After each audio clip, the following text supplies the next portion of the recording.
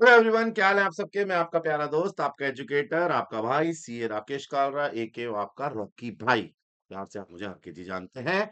आइए एक जरा शानदार वीडियो की जरा बारे में डिस्कशन करते हैं। सीए इंटर की स्ट्रेटेजी फॉर मई 2025 एग्जाम। इस तरीके से पढ़े कि हमारे अकाउंट्स में बहुत अच्छे नंबर आए और अकाउंट्स का पेपर कंप्लीट टाइम से कैसे हो जाए, रिवीजन कैसे पूरी हो जाए और कहाँ कहाँ से पढ़ना है। इस वीडियो के बाद आपको एक और वीडियो में लेकर आऊंगा जिसमें स्टडी मटेरियल के सारे chapter and even counting standard wise कौन कौन से क्वेश्चन इंपॉर्टेंट है, कौन कौन से स्टडी मटेरियल की इलिस्ट्रेशन आपको दोबारा करनी है। मतलब आप जानते हैं, अगर आप मेरे से पढ़े हैं तो आरकेजी क्वेश्चंस, स्टडी मटेरियल के सारे क्वेश्चन दोबारा करने की जरूरत नहीं है। जो जो इंपॉर्टेंट क्वेश्चन है, जितनी इलिस्ट्रेशन इंपॉर्टेंट है, जितने प्रैक्टिकल जैसे मैं फाउंडेशन में कराता था, सेम वैसी एक वीडियो और लेकर आऊंगा। अभी हम मे 25 के लिए किस तरीके से अपना रोड मैप लेके चले और हमारा वाईटी पर क्या होगा, वाईटी पे कौन सा चैप्टर होगा, क्लासेस कब होंगी, एमटीपीस कब होंगे, ये सारी डिस्कशन मैं इसके अंदर करूंगा आपके साथ। तो एक बार डिटेल वीडियो आ जाएगी हमारी स्ट्रेटेजी के हिसाब से कि अभी तक कुछ नहीं पढ़ा तो कंप्लीट अकाउंट स्ट्रेटेजी कैसे लेकर आए। ध्यान से देखना। सबसे पहला काम बेटे, जब तक तेरा सिलेबस कंप्लीट नहीं होगा ना, तो कितनी भी मेहनत कर ले, कैसी भी स्ट्रेटेजी बना लूं, वो सब वेस्ट है। तो जितना बैकलॉग साथ साथ अभी लेके चल रहा है, देखो मई 25 के लिए आपके पास फरवरी मार्च और अप्रैल 3 महीने बचे हैं। 3 महीने में सबसे पहले तो अगर तेरा कोई बैकलॉग है या तेरा कोई सिलेबस पेंडिंग रह गया तो एक लास्ट डेट दे अपने आप को। जब तक तो अपने आप को लास्ट डेट नहीं देगा, तेरा बैकलॉग अटका ही रहेगा। तो अपने बैकलॉग को कंप्लीट करो। 15 मार्च मैं तुम्हें डेट दे रहा हूं एक। 15 मार्च इज द लास्ट तारीख जिस तक तुम्हारा सारा सिलेबस कंप्लीट हो जाना चाहिए विद बैकलॉग कंप्लीट। अगर किसी चीज का बैकलॉग रह गया है तो ये लास्ट महीना है तुम्हारे पास, 1.5 मंथ। इस 1.5 महीने के अंदर भैया जुड़ जाओ। रातें जागो, रातें काली करो, लेकिन बैकलॉग कंप्लीट करो। अगर बैकलॉग को लेकर अंत तक गए, अप्रैल के एंड तक बैकलॉग लेके गए, तो भैया पेपर नहीं होगा बढ़िया, के नंबर नहीं आएंगे, रिवीजन नहीं कर पाओगे। तो लास्ट डेट अपने आप को दो, 15 मार्च तक सारा सिलेबस कंप्लीट करो एट एनी कॉस्ट, इवन सारा बैकलॉग। उसके बाद हमारा रोड मैप क्या रहेगा एग्जाम तक। देखो सबसे पहले दो एमटीपी आएंगे, एमटीपी 1 एंड एमटीपी 2। मैं आपको दोनों एमटीपी कराऊंगा यूट्यूब पे। देखो आप एमटीपी 1, एमटी 2, एमटी 3 आते हैं, तो मैं तीन में से दो कराऊंगा। एक हम करेंगे स्पेशल पे, दो करेंगे यूट्यूब पे लाइव। स्पेशल वाला जो करेंगे ना, वो हम इस बार उन तरीके से करेंगे। हर बार मैं कैसे कराता हूँ पता है, हर बार मैं यूट्यूब पे पूरा पूरा सॉल्व करा देता हूँ। इस बार ना मैंने तरीका थोड़ा अलग निकाला है। एमटीपी 1, एमटीपी 2 तो मैं आपको यूट्यूब पे कराऊंगा पूरा का पूरा लाइव सेशन, जैसे ही वो आ जाएगा उसके फर्स्ट वीक में ही करा दूंगा। एमटीपी 3, तीनों में से जो बेस्ट एमटीपी मुझे लगेगा ना, वो एमटीपी हम यूट्यूब पे की जगह स्पेशल पे कराएंगे, अन अकेडमी की ऐप पे। उस अन अकेडमी की ऐप पर आप पहले सॉल्व करेंगे, मैं टाइमर लगाऊंगा, आप सॉल्व करना क्वेश्चन, टाइमर खत्म होने के बाद मैं सॉल्व करूंगा, फिर मैं आपको दिखाऊंगा मैच। सर इसमें तो बहुत टाइम लग जाएगा, 2.5-3 घंटे के एमटीपी 4 घंटे में पूरा होगा, कोई दिक्कत नहीं। लेकिन आप पहले करेंगे टेस्ट फॉर्मेट में करेंगे, इवेल्युएशन पहले आप करो फिर मैं करूंगा, फिर आप करो फिर मैं करूंगा। इस तरीके से एमटीपी करेंगे, दो यूट्यूब पे करेंगे, एक हम अपना स्पेशल पे करेंगे। यूट्यूब पे इस बार हम लेकर आएंगे सीए इंटर की 101 की सीरीज, जिसमें मैं आपको सीए इंटर के बढ़िया से बढ़िया क्वेश्चन कराऊंगा 101, हर मंडे वेनेसडे फ्राइडे को 9 PM। ये कब से शुरू होगा, इसकी डिटेल डिस्कशन की वीडियो आपको बता दी जाएगी। ब्रह्मास्त्र सीरीज कब से शुरू होगी, एक प्रयास है ब्रह्मास्त्र कोई सीरीज शुरू करेंगे वो विद एमसीक्यू। और मैं आपको चैप्टर बेस्ड एमसीक्यू कराऊंगा, चैप्टर बेस्ड एमसीक्यू का वन शॉट हर साल कराता हूं, इस बार भी कराऊंगा। इस बार नए एडिशन करे हैं, प्लस वन शॉट लेकर आऊंगा उसी एक प्रयास की सीरीज में। ये वन शॉट आपको मैं लाइव कराऊंगा, amalgamation, internal, company consolidation, branch और काउंटिंग स्टैंडर्ड, 4 पार्ट में करेंगे। Part 1, part 2, part 3, part 4। पहले वाले पार्ट में 7 अकाउंटिंग स्टैंडर्ड, दूसरे में 7, तीसरे में 7, चौथे में 7।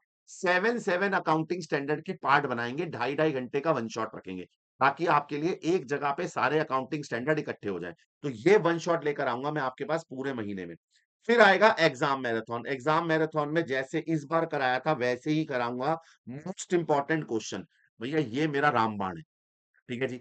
फुल डे मैराथन चलाएंगे, साथ में तुम्हारे भाई का जो सबसे फेमस यूट्यूब पे कालरा जी को जिस नाम से जाना जाता है, और जो चिपते हैं, gas paper 1 and gas paper 2, ये दोनों गैस पेपर मैं आपको कराऊंगा इसी वाले एग्जाम मैराथन के समय। और याद करिए, मैंने अगर आप मेरे से फाउंडेशन पढ़े हैं तो गैस पेपर आपको बहुत हेल्प करते हैं। आपके पूरे गैस पेपर की वजह से आपके पेपर का पैटर्न आपको समझ में आ जाता है। पेपर अटेम्प्ट सही तरीके से होता है। पेपर कैसे करना है, देखो पहला पेपर है, पहली बात तो एडवांस अकाउंटिंग। फाउंडेशन से इंटर में आ रहे हो, 30% एमसीक्यू, 70% प्रैक्टिकल। कैसे कौन सा क्वेश्चन पहले करे, कौन सा बाद में करे, एमसीक्यू कब करे, उन सब की डिटेल गेस्ट पेपर में कवर हो जाती है। और प्लस क्वेश्चन तो चिपकते हैं, इस बार चिपके हैं, अगली बार भी चिपकेंगे। तो ये हमारा पूरा रोड मैप रहेगा टिल एग्जाम। कुछ मैंने ना चैप्टर्स बनाए हैं, एक और चीज बनाई है, 90 प्लस कैसे ला सकते हो। तो मैंने ना कुछ 3 कैटेगरी में बांट दिया चैप्टर को, हाई वेटेज, मिड वेटेज, लो वेटेज। पहले समझो, हाई वेटेज मैंने वो रखे हैं जो आपके पिछले एग्जाम में ज्यादा मार्क्स के नहीं आए, इस बार आने के चांसेस ज्यादा है। जैसे कि आपका ब्रांच अकाउंटिंग, इस बार इसको 14 मार्क्स में आने के चांसेस हैं।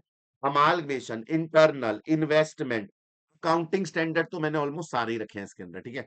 मिड वेटेज में मैंने रखे हैं जो ऑलरेडी 14 नंबर में कवर हो चुके हैं, शायद 14 में ना आए, लेकिन आप इसको मिड वेटेज ही मान के चला। करने तो हमको सारे ही हैं, बट मैंने आपको फिर भी यूनिट बना दी। देखो यूनिट बनाने से फायदा पता क्या होता है, बच्चे के सामने ना कैटेगरी हो जाती है कि यार ये एबीसी एनालिसिस हो गया, ये ए कैटेगरी है। यूनिट वन सबसे पहले यही करना है, second unit two, second unit three. तो आप वो अपने आप को यूनिट के हिसाब से बांट सकते हो कि पहले मेरे को ये कंप्लीट करना है, फिर मुझे मिड वेटेज वाले करने हैं, फिर लो वेटेज। इसमें कंपनी कंसोलिडेशन और कैश फ्लो है।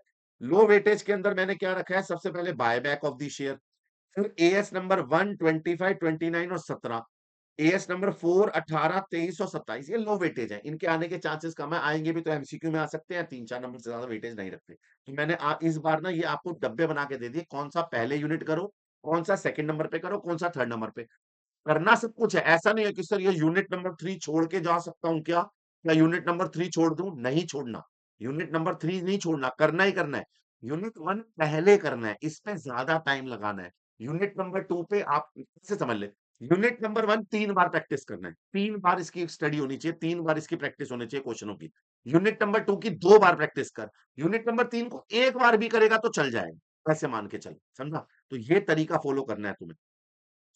पेपर में 25 के लिए कुछ डूज एंड डोंट्स है बेटे। डूज क्या बेटे, फोकस सबसे ज्यादा रखना अकाउंटिंग स्टैंडर्ड पे। पेपर में अकाउंटिंग स्टैंडर्ड 50-50 नंबर के आ रहे हैं। आप पिछला वाला पेपर उठा के देखो, जैन वाला, 50-50 नंबर के अकाउंटिंग स्टैंडर्ड आ रहे हैं, और बहुत आसान आ रहे हैं, कुछ मुश्किल नहीं है। केस सिनेरियो पे ज्यादा ध्यान रखो, ये मुझ पे छोड़ दो, ये मैं वाईटी पे कवर कर लूंगा, डोंट वरी, ये मैं कर लूंगा। एक प्रॉपर टाइम टेबल बना लो कि मैं अकाउंटेंसी को 2 घंटे दूंगा, ठीक है। अब मैं 2 घंटे की अकाउंटेंसी में यूनिट 1 सबसे पहले कंप्लीट कर दूंगा फरवरी में, 3 बार करके। फिर यूनिट नंबर 2 में मार्च में कर लूंगा, और मैं मार्च के अंदर यूनिट 2 यूनिट 3 दोनों निपटा दूंगा। टाइम टेबल बना लो कि मुझे 2 घंटे पढ़ना ही पढ़ना है। रिवाइज करो जितने इंपॉर्टेंट क्वेश्चन आया है पीवाईक्यू से लेके, और स्टडी मटेरियल के जो मैं आरकेजी क्वेश्चन की आपको इसके बाद वीडियो दूंगा, उन क्वेश्चन को तो खा जाना, चिपक जाते हैं बेटे एज इट इज क्वेश्चन। तो वो तो मैं आपको दे रहा हूँ आरकेजी के इंपॉर्टेंट क्वेश्चन, आरकेजी क्वेश्चन की लिस्ट, वो तो करने ही करने हैं, उस पर सबसे ज्यादा ध्यान रखना। कुछ डोन्स भी है बेटे पेपर के समय, ये सब चीजें मत करना। प्रोक्रास्टिनेशन मत करो कि हाय क्या होगा, हाय हुआ नहीं हुआ।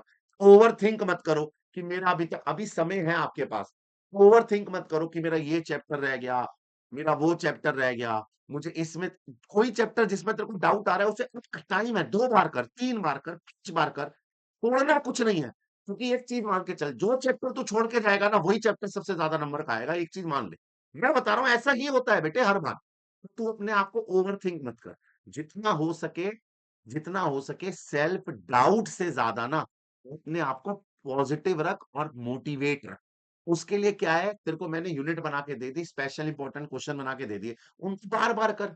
सेल्फ डाउट में मत आ, इतने ज्यादा ग्रुपों में मत बैठ, ज्यादा ग्रुप में जाके ऐड मत हो। वहां पे बच्चे डिस्कशन करेंगे, मेरा ये हो गया, मैंने इतने कर लिया, मैंने 6 बार रिवीजन कर ली, तू डरता चला जाएगा, भाई मेरा एक बार भी नहीं हुआ। भाई सबकी अपनी पेस है, किसी ने जल्दी शुरू करा, जल्दी कर लिया, अच्छी बात करी उसने, लेकिन इसका मतलब ये थोड़ी है कि तू लेट हो गया तो तू अब नहीं कर सकता।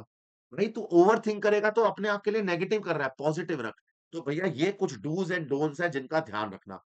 एक बात का ख्याल रखो, चाहे कुछ भी हो जाए, मैं तुम्हारे साथ अंत तक हूं। पेपर के आखिरी दिन तक मैं तुम्हारे साथ मैराथन में रहूंगा। सक्सेस डिपेंड करती है तुम्हारे एफर्ट के ऊपर, और तुम्हारे एफर्ट के साथ साथ मेरे एफर्ट के ऊपर।